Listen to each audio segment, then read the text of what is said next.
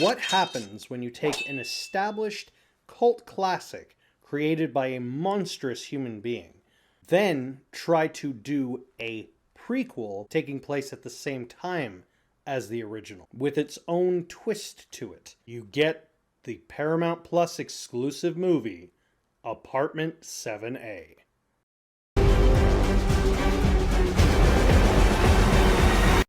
In 1965, a young aspiring dancer named Terry moves into a luxury apartment owned by an old couple. The complex is full of seemingly harmless people who have sinister plans for Terry, as well as the future of mankind.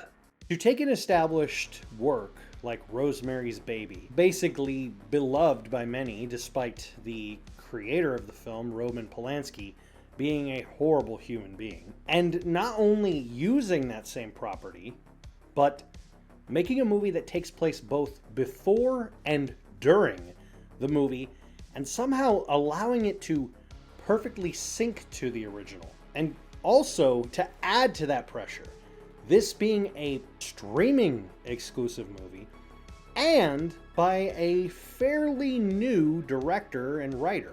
It's a tall task that almost many people would never be able to pull off, but surprisingly, it's actually done really, really well here. Now, take that with a grain of salt. It's obviously not even comparable to Rosemary's Baby, because Rosemary's Baby was 100% of its time. It was a 70s psychedelic satanic panic film that deals with a lot of ambiance and fears of the unknown, and really just this unresolved feeling near the conclusion of the film. And of course, me being a Beatles fanatic, I also know a lot of trivia with the film, as it does coincide with a lot of fan theories, especially in regards to John Lennon.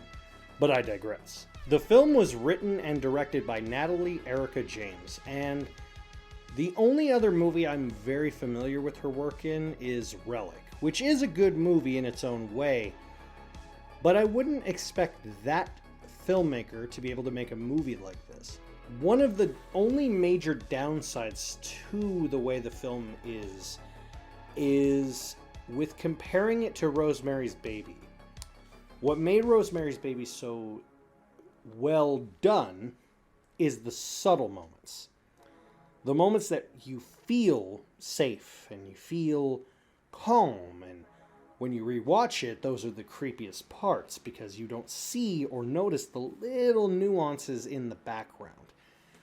And unfortunately, due to modern sensibilities with filmmaking, it's kind of hard to pull off subtlety without it coming off as pretentious. So with this movie, there are parts that are trying to be subtle, but between the score, the cameras, the lighting, it doesn't quite capture it. But it does pull it off, just not quite as well as Rosemary's Baby.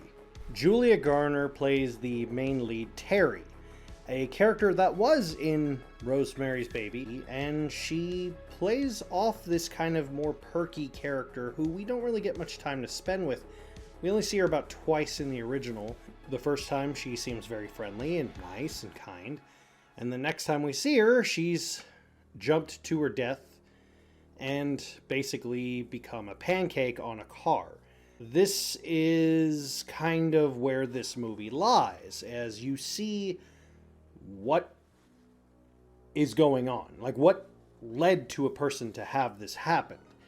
Kind of a question that no one really asked in the original, and it just kind of adds more to it than it does take away from the original story of Rosemary's Baby. A bold choice, and a unique choice as well. In fact, you actually see Rosemary and her husband in this movie. So you do see the actors who play them, although they're not the original actors. Despite this being Julie Garner's first major leading role in a movie, she holds herself pretty well established. She does carry the movie along, and she does actually bring some gravity to her character. She doesn't feel like what's going on in the world? What's going on over here? Like Rosemary did from time to time in the original, played by the legendary Mia Farrow. Mia Farrow, however, had a lot more kindness to her character. One of the things that made Rosemary's Baby so good was that the character of Rosemary felt like a sweet, caring, loving girl who all of this horrible stuff is happening to her. Whereas Terry, the character in this movie, feels a little more that she should have the world handed things more to her because she was spited by the world around her, and she had her dreams taken away, and that's where Minnie, the character played by Diane Wiest, takes advantage of her wanting something more. Whereas Rosemary, she was 100% a victim of circumstances, although both of their characters kind of, in a way, do parallel one another. I know this is a weird comparison, but I see this movie to Rosemary's Baby what Rogue One is to Episode 4 of Star Wars. Is it necessary? No. But is it a fine movie to add as a double feature for the original? Absolutely. So take that with what you will. I came in with pretty low expectations, but I was ultimately satisfied with what I got. Stay tuned for more horror treats here on Jack-O-Ween.